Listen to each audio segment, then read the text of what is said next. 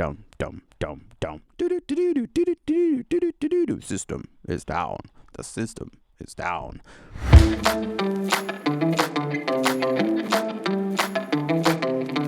Hello and welcome to the Grand Parade Podcast. I'm your host, City Hall reporter and editor of the Grand Parade newspaper, Matt Stickland.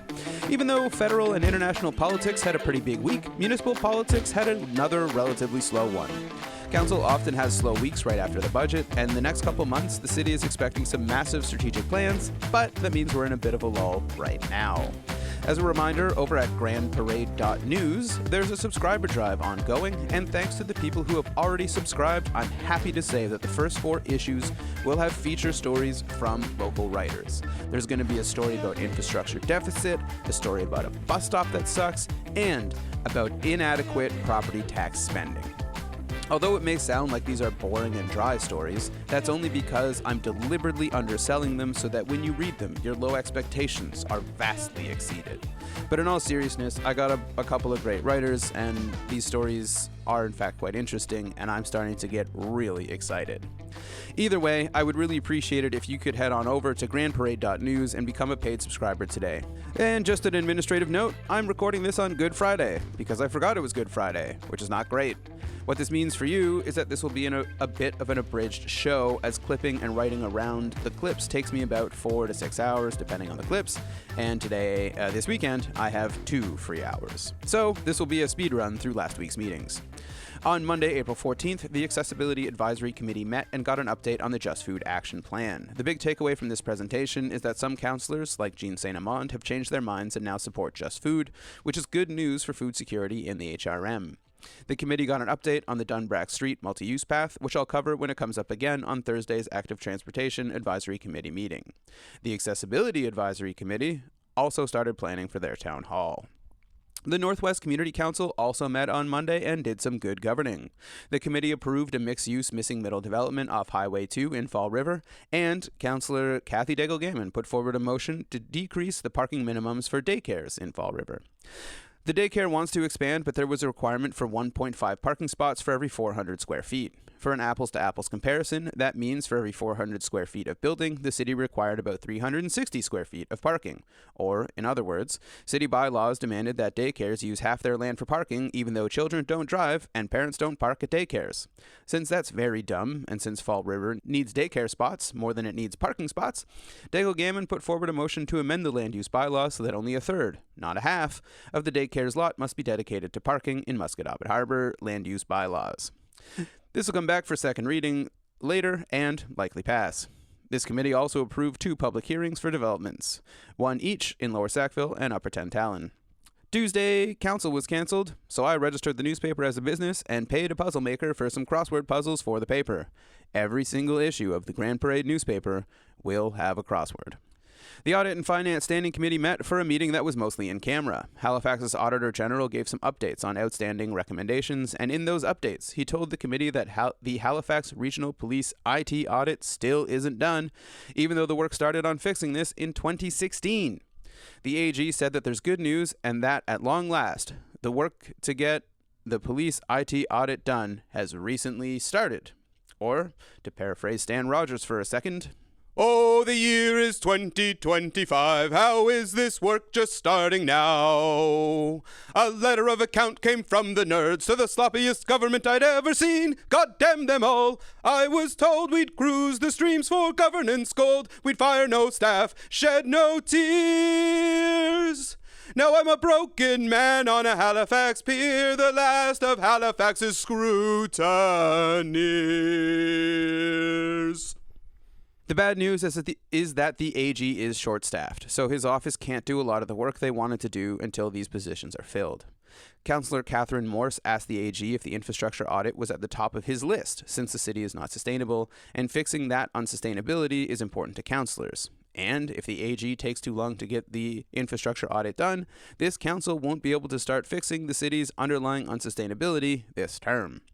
The AG is independent, so this decision is his and his alone, but I, for one, am hoping the infrastructure audit goes to the top of his office's list. On Thursday, the 17th of April, the Community Planning and Economic Development Committee met for a largely inconsequential meeting. The big-ticket item out of this meeting was Councillor Janet Steele deciding to make a motion to create and protect heritage districts in the HRM. After every presentation a committee gets, councillors can make motions about the subject matter of the presentation they just heard. In this case, the Nova Scotia Heritage Trust was asking council to ask the province for legislative changes that protected heritage districts because heritage districts are a net positive for a city when they are done well. Councillor Janet Steele put forward a motion asking the province for the help. However, she also asked for a report from city staff about what the city can do now with grants or tax and bylaw changes. City staff tried to delay this motion, offering a few times to take this motion away and come back at a later meeting or after a break with better wording. City staff seemed somewhat panicked that council was exercising their power and crafting a motion for what they wanted with minimal staff input. But for the committee, giving staff instructions without delay was a priority, so Steele's motion passed and a staff report will come back soon. Also at this meeting, the committee had an interesting debate about how to balance saving nature and how to build accessible recreation facilities with the limited land available to do both. They also got an update on the tourism master plan. And finally, also on Thursday, the Active Transportation Advisory Committee met. This committee got a presentation on the signs the city is using to mark its bike paths. But the most interesting part of this meeting was the bit on the Dunbrack multi-use path. Like the Accessibility Advisory Committee on Monday, this committee also got an update on the planned path for Dunbrack. Between the two meetings on the path this week, there are a few high-level takeaways. The first is that the city's non-car planning is getting better, and that's good news for Haligonians. The bad news is that the city's transportation planning is fundamentally flawed, and it's holding the city back from reaching its strategic priorities and solving congestion. I do just want to put a caveat here before I start this explanation. The city has just stood up an office for strategic and capital infrastructure projects, and I think this department is supposed to start fixing this problem, but they haven't actually started to do this work yet, so we have to wait and see. At any rate, to better understand how the city of Halifax is preventing itself from doing good transportation planning, it's important to understand the difference between a city like Halifax and somewhere like the Netherlands who do transportation planning right. Now, to be clear, there are some differences that Halifax can't copy from the Netherlands. For example, the reason the Dutch can spend so much money on bike infrastructure is because they had a massive windfall of oil and gas money and invested a large chunk of that windfall into transportation. And that's why they have single pieces of multi-million-dollar bike infrastructure. We don't have that kind of money, or really any money, thanks to our low taxes, so bespoke multi-million-dollar bike infrastructure is just not in the cards for us. That said, Halifax can learn a lot about how and why the Dutch build the transportation infrastructure that they do. When the Dutch think about moving people around, they do it way more holistically than we do in North America. The most approachable example of this that I have found is a YouTube video named "The Wall Street Journal Can't Fix Traffic, But I Can," by a Dutch transportation engineer named Stefan, who runs the channel called Build the Lanes. He says that in North America, our engineers look at problem spots in a vacuum without considering other factors of the network. Or, for a recent Halifax example, this is like when the HRM's traffic engineers put forward a plan to relieve congestion on the Windsor Street Exchange without a network-wide transit plan in place. Trying to solve congestion in the Exchange without a holistic transit plan is the transportation equivalent of a surgeon doing quadruple bypass surgery and then giving her patient a prescription for fast food and cigarettes to help in recovery. But the thing that really blew my mind about the Dutch traffic planning is that the reason their cities look like they do is because one of the Dutch's main priorities in transportation planning is to improve driving.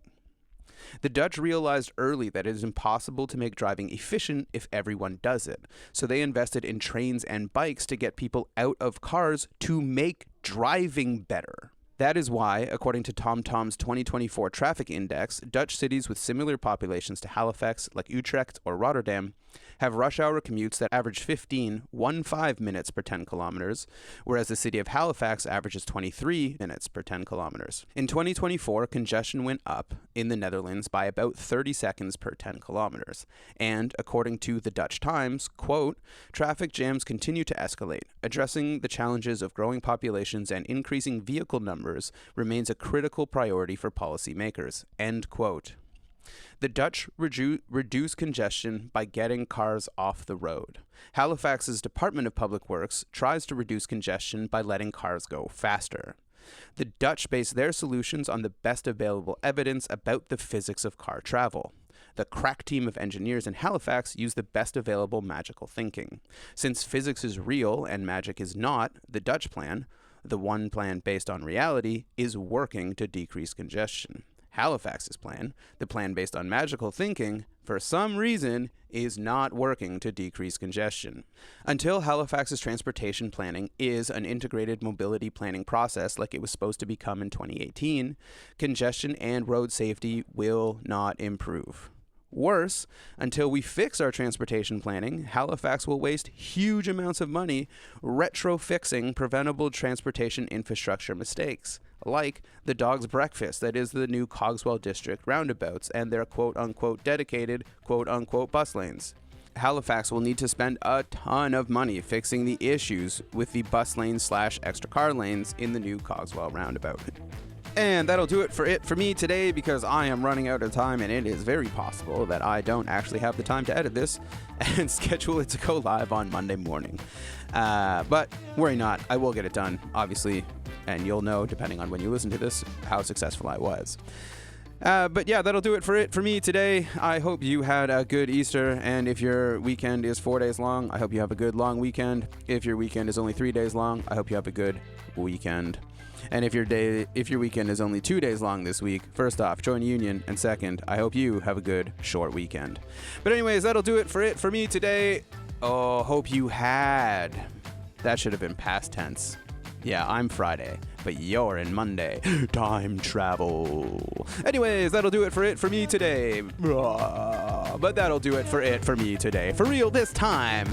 I am Matt Stickland, City Hall reporter and editor of Grand Parade newspaper. You can find me at Land of Sticks, wherever signs are bought and sold for free, and you can find the digital version of our newspaper at grandparade.news. And on May 5th, the first issue of the actual physical newspaper should be in Atlantic News. So until then, bye!